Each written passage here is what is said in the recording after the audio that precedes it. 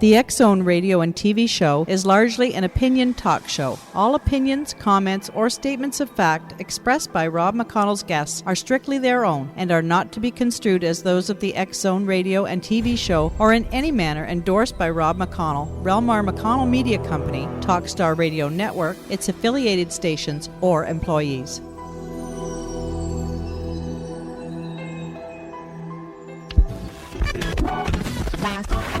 All Hit Radio.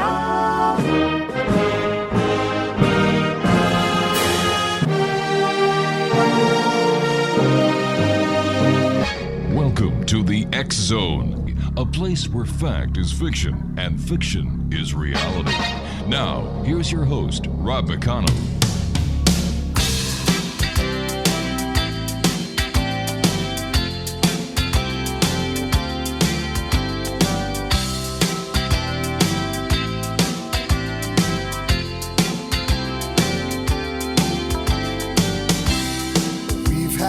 Fun.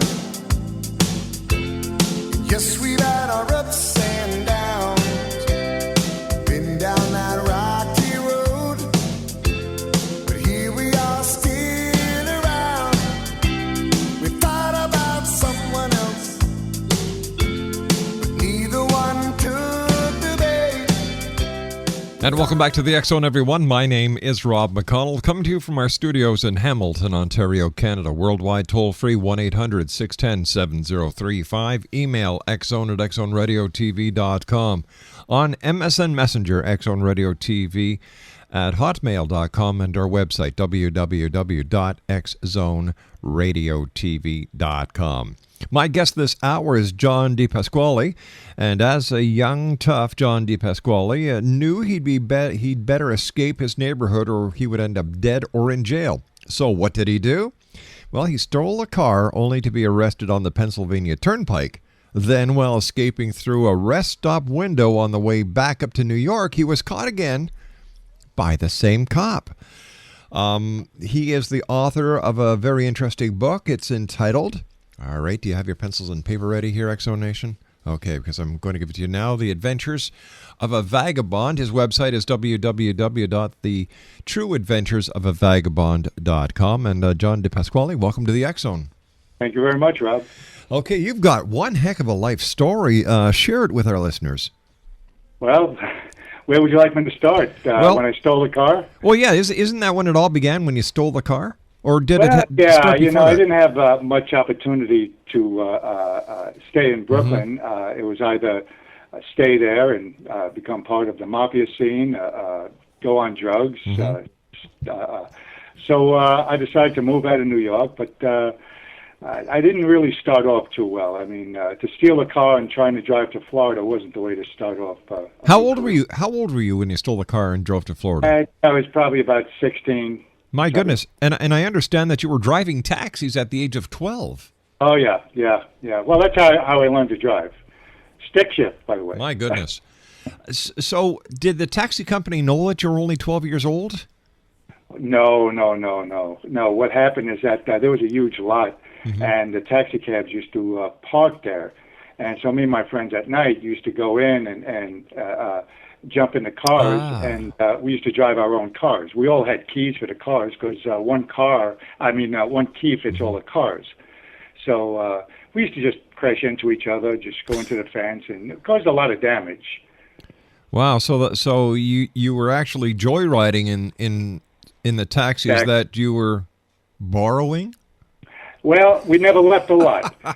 We'd stay in the lot, and they tried hiring a whole bunch of people. I know they hired a German once, and he used to chase us all over the lot and throw things at us. But he'd cause more damage to the cars, the taxis, than we were. So we just kind of put the place on fire, and he decided to quit, and they hired someone else. And the fellow that they hired, his name was Chico, he decided rather than to fight us, he'd get one of us to work for him. And he happened to pick me, and so I started running numbers for him. He was a mechanic at the garage, and he worked nights. So, of course, I wouldn't let my friends in driving the cars while I was working. All right, so there you were at the age of 12, joyriding taxis, and then you stole a car to move to Florida all the way from Brooklyn at the age of 16. Never made it. Wow. Yeah. Now, So I went back to Brooklyn, and then I met my first and only wife, ex-wife now, and went out with her for about a year and a half, and then all of a sudden she decided that she wanted to travel with the Playboy Bunny, and she started moving all over the United States. So Right. I started to, well, I guess you'd call it stalking now. I started trying to follow her all over the United States. I found out she was in Las Vegas. I went to Las Vegas. I found out she moved to L.A. I moved to L.A. And I was missing her each time I'd go to these places. I found out she was in San Francisco, went to San Francisco, just missed her there. She went to Hawaii, and so finally I said, I'm not going to Hawaii. So I went back to L.A. because I liked L.A. all right, stand by, John. You and I have to take a 2-minute commercial break. We'll be right back. X-Zone Nation, our special guest this hour is John DePasquale. His book, True Adventures of a Vagabond. His website is www.trueadventuresofavagabond.com. And John and I will be back on the other side of this commercial break in 2 minutes as we continue from our studios in Hamilton, Ontario, Canada. My name is Rob McConnell. Don't go away. We thought about breaking up. Now we know it's much too late.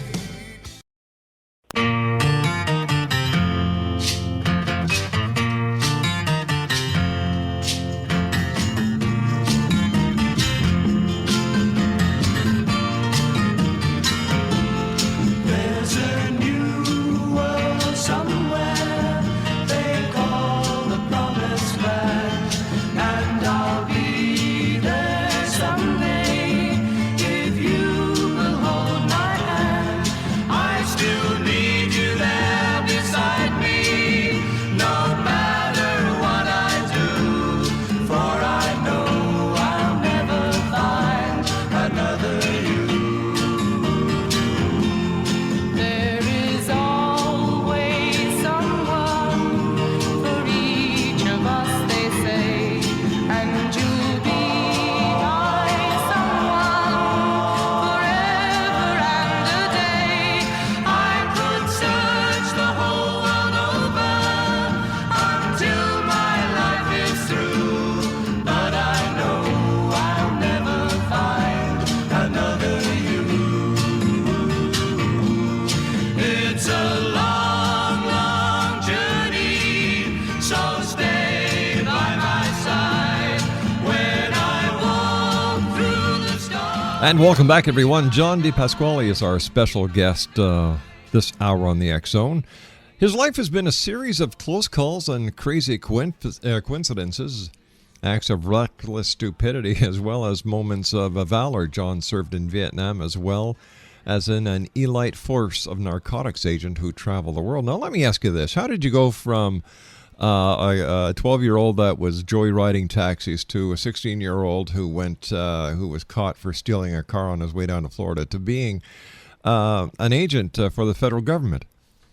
Well, there's a lot that happened between that. Oh, this I've got to hear. This I've got to hear.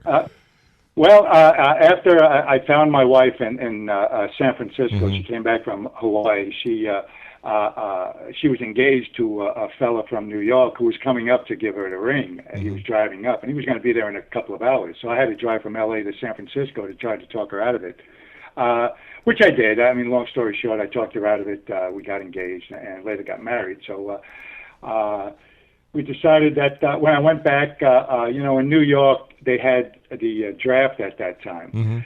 And when we got our draft notice, none of us would ever show up. And the reason why we never showed up, and the reason that we'd give was that we didn't have any money to get on the train to go down to the induction station. So then they started to send us tokens for the train. So once you got your token, you had no choice but to go down to the induction station. Well, they sent me my token, and of course, once you go down the induction station, they say, yeah, you're okay. You're going to Vietnam. And I didn't want to go to Vietnam, just like a lot of other young kids at that time. So I went to the local mafia guy, and I said, hey, can you help me out? And he said, yeah, go down to see First Sergeant so-and-so, give him $100, tell him I sent you down there, and he'll take care of you. Mm-hmm. So I went down to see the First Sergeant at the National Guard Armory, and what he did is he enlisted me, but he predated my enlistment.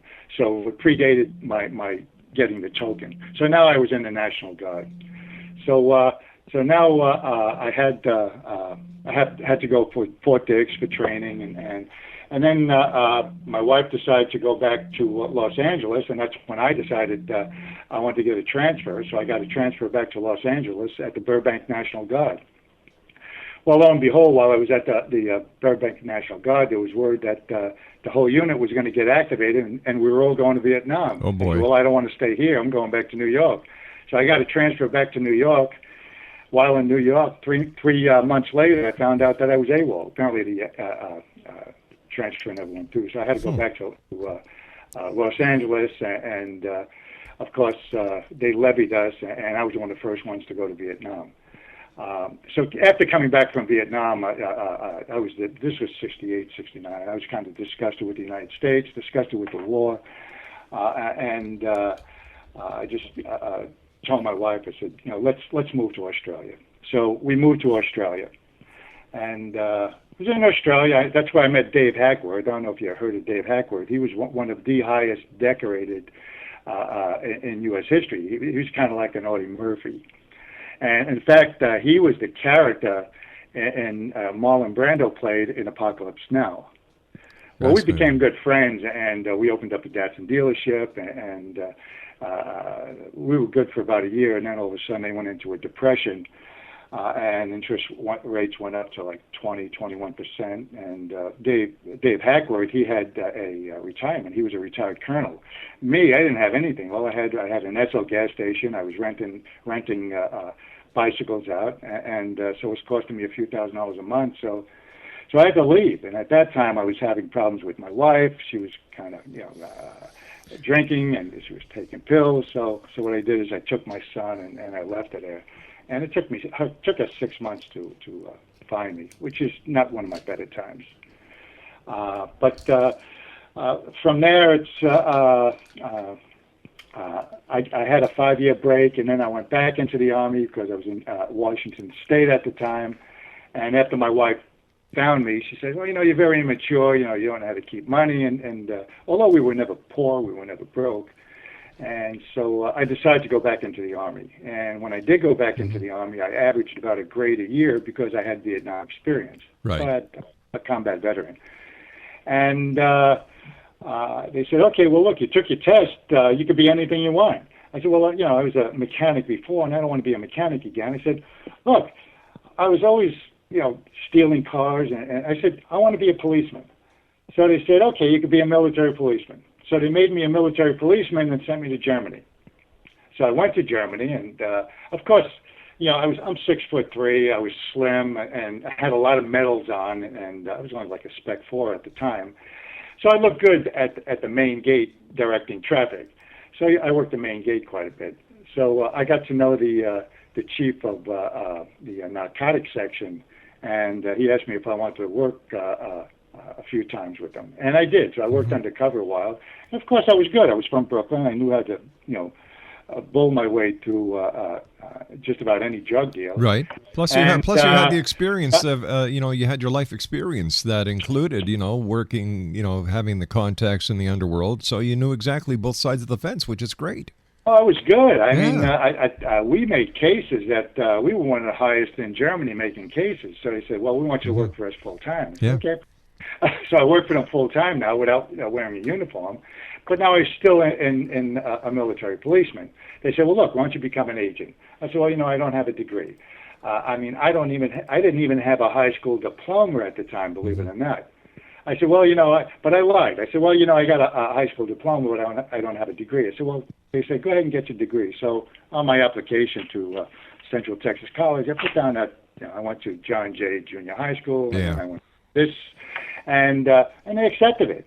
and I wound up graduating from Central Texas College with a 3.8 GPA. Wow. Surprised the hell out of me. Good and I for never you. studied. Well, you see, I disagree with you there. I believe that the School of Hard Knocks is the best school of all. That you The can streets, that's where you're going to learn. Exactly. I met a lot of smart, book smart people. Yeah. I tell you, they were dumb as rocks. Exactly. And, I fear for the kids who are in college today because it's nice to come out of college with all these degrees, but what jobs do they have to come out to? Because they don't have the street smarts. They're not flexible. They cannot adapt to situations very fast. Where a person like yourself, you had the best of both worlds. They expect everything. Yeah. They want everything handed to them. I had to work for everything that I did. Nothing came easy for me. Yeah, that's true. So I became an agent, and when I went out, I went to they sent me to the state of Washington, and I was on probation for a year, and then after my probation, they made me. I was in charge of all the sex crimes that came in, and I started specializing in that, and then they said, well, you worked narcotics before, you've been here too long in the state of Washington. I was only there 2 years. They said, we're going to be sending you to Korea. I said, well, okay, fine. So they sent me to Korea, and then I became, I was chief of the narcotics section there. Mm-hmm. Now tell me, I heard stories that there were major marijuana farms in Korea. Is that true?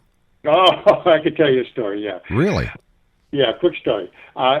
Now, we had the money and we had the equipment when we worked with the Korean, the state police, we wouldn't work with the local police because they were corrupt, but the state police, anytime we had a case involving a Korean, we always got them involved. And they'd love coming with us because we used to have helicopters. If we needed tanks, we'd get tanks. So anyway, I had an informant that said that a farmer in a small town was growing marijuana. And so I called the state police up, and they came over, and we jumped in a helicopter and flew around this village. Every farmer in this town was growing marijuana. Oh, my God. The whole farm. I mean, the center of the town was just a road, and all in back of the town, all the farms, were all marijuana fields. So we landed right in the middle of the village. The two Korean police got out. Of course, me, my partner, and the co-pilot were just hanging around. They had all the villages chopped down all the marijuana and loaded all in the middle of the town there, and they burned it. Oh, my Lord. All high after that. I'm surprised we were able to fly out of the village. Oh, heavens. Talk, that must have been the world's biggest bong. Oh, man, that was a big pile. So it's all over there. Now we had a ship coming into Busan that was loaded with methamphetamine, and we had the Korean police seize that. So what jurisdiction? What was your authority outside of a military establishment or off U.S. property? None. But unless it involved an American. If it involved an American, we had unlimited jurisdiction. We go in there. We used to crash in bars, and if he was an American soldier, we could do anything. So basically, you were federal agents within the Defense Department. Yeah, Department of the Army. Wow. Correct. I'll bet you a lot of people listening tonight had no idea that the Army, as well as the other branches of the armed forces, have their own law enforcement agencies within it. Everybody's heard of the military police, and we've all heard of NCIS. OSI. OSI. We've all heard about these, but to actually know that there's policing within each federal jurisdiction, Anytime you see those shootouts on the installation like this last one, I can't think of that guy that shot up the installation. He was a soldier. Right. CID would investigate that. Now, we would normally get the FBI involved and do a joint investigation because either he would be prosecuted in a federal court down in the civilian community or he would be tried in the military community. I believe in his case it's going to be the military community, so CID would be the only one doing the investigation. John, stand by. You and I have to take our news break at the bottom of the hour. X-Zone Nation, John DePasquale is our special guest. His website is trueadventuresofavagabond.com, and John and I will be back on the other side of the news. Don't go away.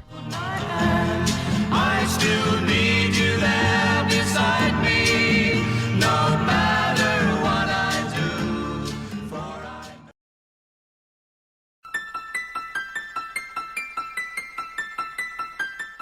Welcome, inhabitants of Earth. I am the unknown prophet X, and I come to you with messages of peace to all the inhabitants of this beautiful planet. And these messages will be heard exclusively on the X Zone radio and TV show and published in the X Chronicles newspaper. Unlike pure planetary false prophets like Harold Camping, Nostradamus, Billy Meyer, just to name a few that we have been watching through the cosmos, I bring messages of hope, love, and a new spiritual awakening and understanding. Listen for me, the unknown prophet, and heed my warnings, my messages of non-doom, no cataclysmic events, but love, peace, and joy. I will expose the false prophets of this planet. My mission, once again, to bring love, peace, and harmony to all.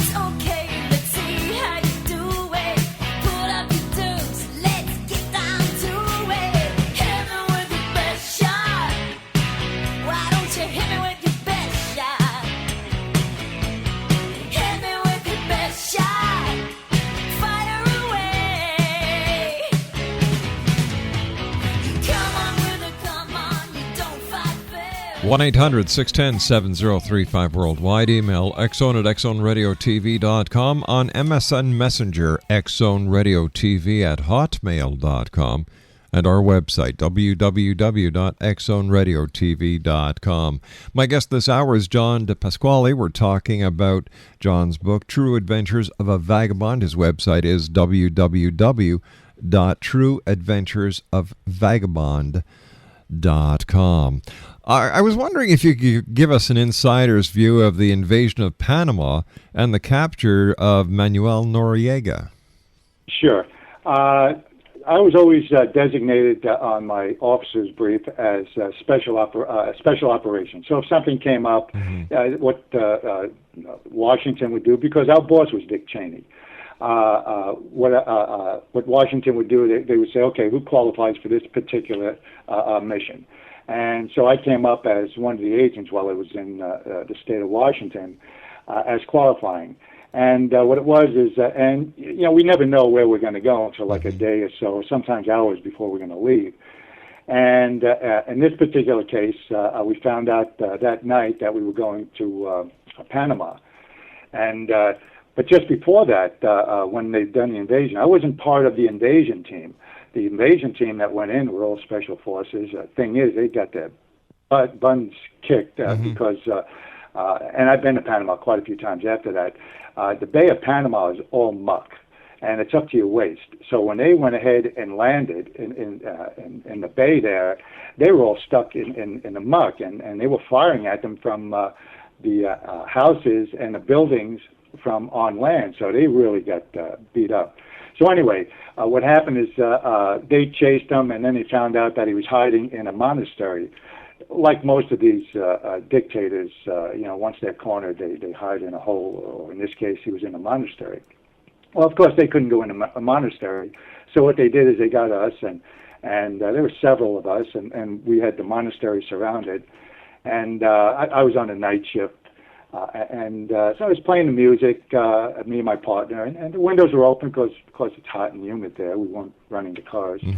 And so this monk came out. He was really upset, man. He was speaking Spanish. I didn't understand, but I understood that he was ticked off, music was going on to the compound because, they pray 100 times a day, and they like peace and quiet. So anyway, we turned the radio down. Of course, I reported to my commander, and he sent it up to command.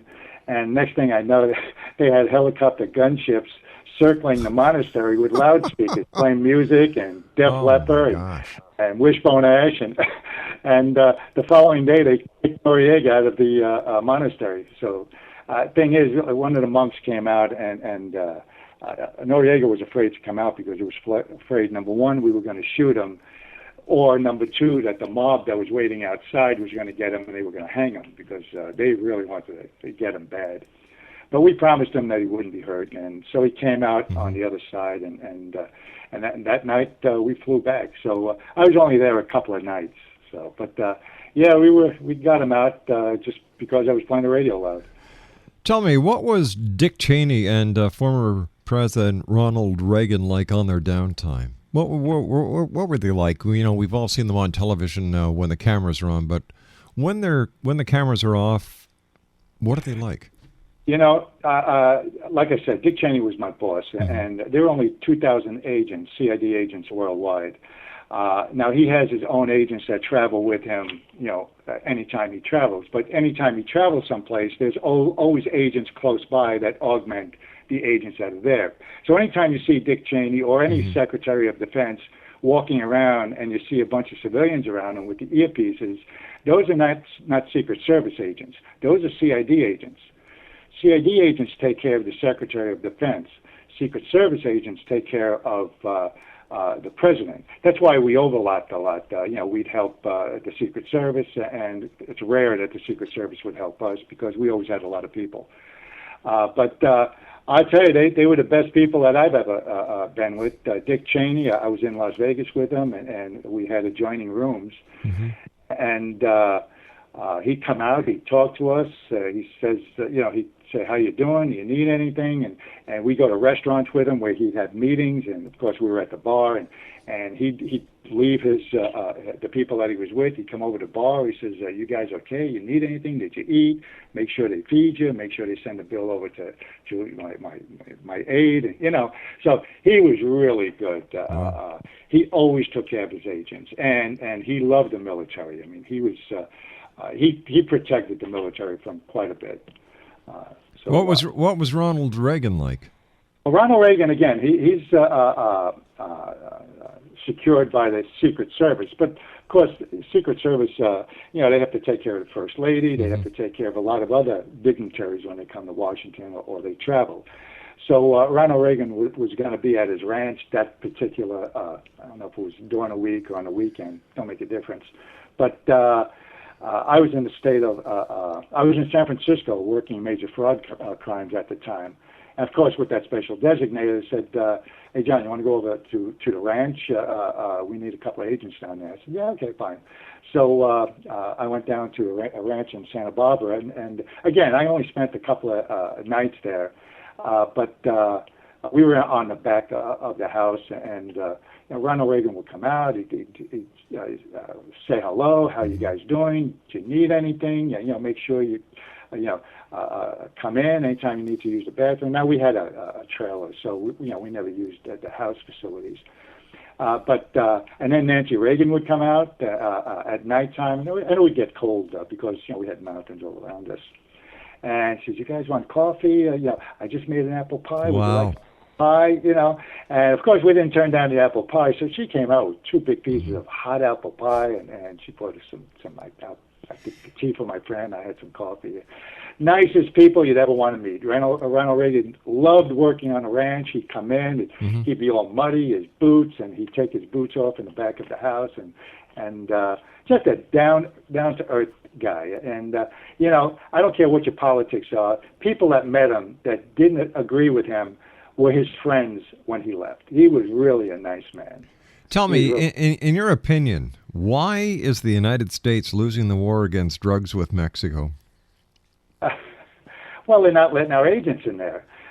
You see, we're not allowed to have guns in there. I mean, we could go over the border. We could break up those cartels easy. But if the United States went into Pakistan to get Osama bin Laden, why don't they go into Mexico? You know why that was successful? We never told anybody we were going in. Well, let me tell you something. If you want any information to leak out, tell anybody that may have anything close to the operation, and you're going to blow it. Because everybody now has a secret, and everybody wants to tell that secret to somebody else. It was right that they didn't tell Afghanistan that they were going in there, and they just sent them in, and that's why that was successful. So, what's so special about Mexico where we're actually letting them do whatever they want? The drugs are coming in, across the border. We've got National Guard down there that basically just augment the U.S. Border Patrol. They have no jurisdiction. They have no powers. So, is this... Those borders are so porous. Yeah. I mean, so many different areas that you can get through that border. It's crazy. I mean, I forgot how many hundreds of miles that border is, but there's no way you could secure that unless you put a whole bunch of more monitoring equipment there. And again, it's politics. If you tell the border states, okay, go ahead and do what you need to do to secure your border, we'll go ahead and fund it. They wouldn't do that. Anybody.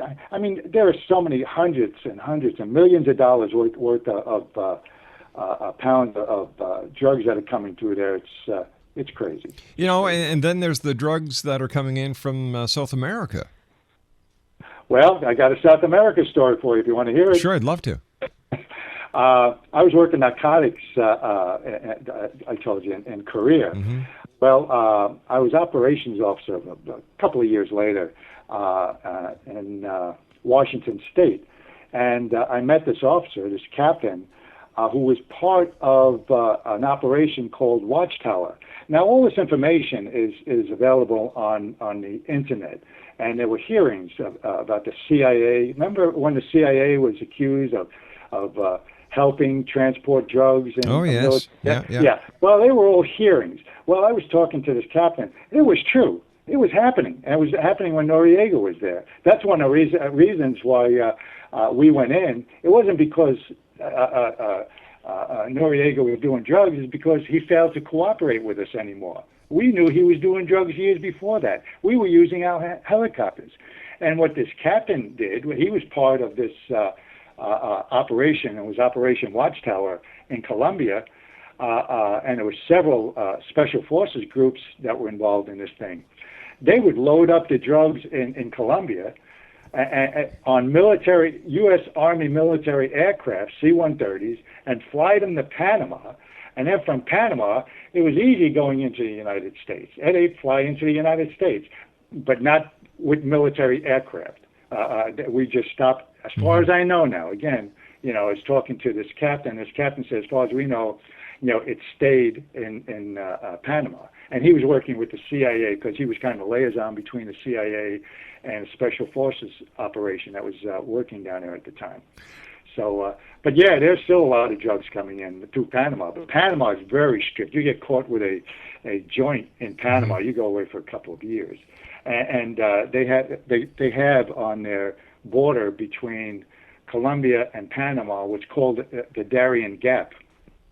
Well, I think it's a 3 or 5 mile no man's land, and Colombia wanted to build a road through there to open up, transportation from Colombia to Panama. And Panama said, no way in hell, because they know what would happen. The drugs would just pour in from over there. A free-for-all. Yeah, exactly. So there's still that no man's land, and you take your life into your hands when you're going over there, because they're still smuggling drugs through there, but they're doing it on horseback, and they're doing it, under people with knapsacks, and but they're not doing it with trucks. During the time of the Vietnam War, it was evident that there was a heavy drug problem within the armed forces of the United States in Vietnam. Is there still a major problem with drugs in the armed forces today? I don't know. I've been retired for over 10 years. I know when I was in Vietnam, and I was never a drug. My biggest drug when I was growing up in New York, and there were drugs all around me, was we used to drink cough medicine, which had codeine. Right. That was our big high. We never done the hard stuff. And you never coughed. I never coughed. I never had a cold. So when I was in Vietnam, I never smoked marijuana before. But they were selling marijuana in a pack, Marlboro pack, and what they would do is they would take the tobacco out and then fill it with marijuana. And you could get a pack of marijuana cigarettes for like $2, $3. Wow. So I bought a pack of Mel, and I had one or two, and of course it didn't do anything for me, so I forgot what I did with it. But, there's a lot of drugs there. Now, at that time, I wasn't working drugs. I was a mechanic. And as my time as a mechanic, and this goes back to my experience with stealing cars and growing up in New York, I was a motor sergeant. And all our vehicles were broken down. We must have had, out of about 60, 70 vehicles that we had, maybe 10 of them were running. And the problem was when we'd order parts, I was in Pleiku, when we ordered parts from Saigon, they would never come. So I flew to Saigon because I was in a assault helicopter company. I flew to Saigon to find out why we can't get any parts. And they said, well, you just got to, stay on the list. They'll be there eventually. And they give you all sorts of crap. Well, when I was there, I saw this whole motor pool full of new vehicles, the new vehicles that we needed. So I went back and I said, okay, look, I'm going to try something. So I got one of the vehicles that were blowing up. And are you familiar with the military and the registration systems on the vehicles? No, I'm not, but we've got to take our final break. When we come back, we'll have to finish off with this story. Exonation, our special guest is, you ready for this, John DePasquale. He is the author of The True Adventures of a Vagabond, his website, trueadventuresofavagabond.com, and we'll be back on the other side of this commercial break as the X Zone continues from our studios in Hamilton, Ontario, Canada. Don't go away.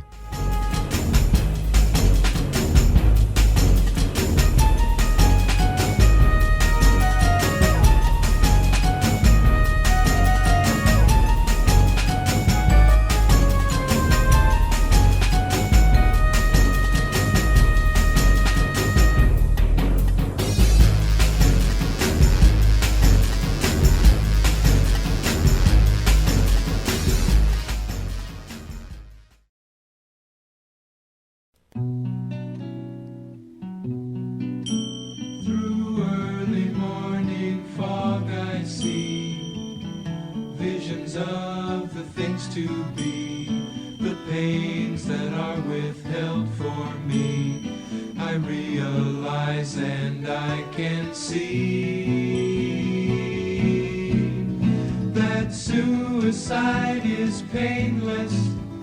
It brings on many changes, and I can take or leave it if I please.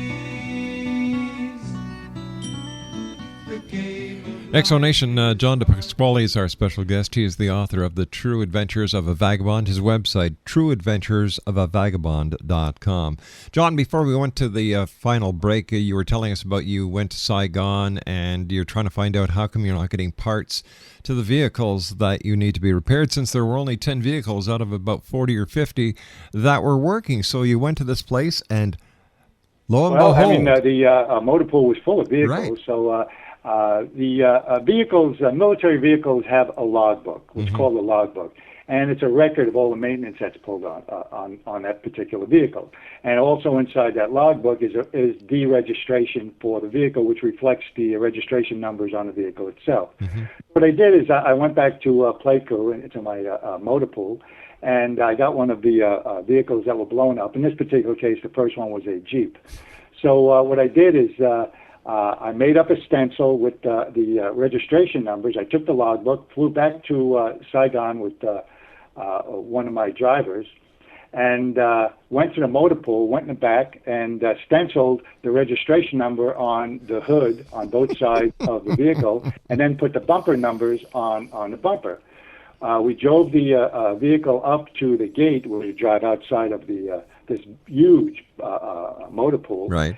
We'd show them the logbook for the one that was actually blown up. They'd look at it, they'd look at the registration number and wave us through. Voila, we had a brand new vehicle. So I gave that vehicle to the commander. I went back several more times. We wound up coming back in convoys. After about 2 months, we probably had 95% of our vehicles running, all new vehicles. They didn't know how I was doing it, but they made me battalion motor sergeant, which now there was like 150 vehicles, and half of them weren't running, and I'd done the same thing on that. Oh, my gosh. So needless to say, I just relocated vehicles that weren't being utilized and put them in a combat zone. and everybody had new vehicles. So I was the only one in the motor pool that had a hot water heater. I was living in a motor pool. Tell me, what message would you like to leave the X-Zone Nation with tonight, John? Well, that's kind of hard. We're all individuals. We all make our own way in life. You just got to be positive in what you want to do. Keep a positive attitude. Try to stay away from negative people, because no matter what you want to do in life, they're going to tell you can't do it.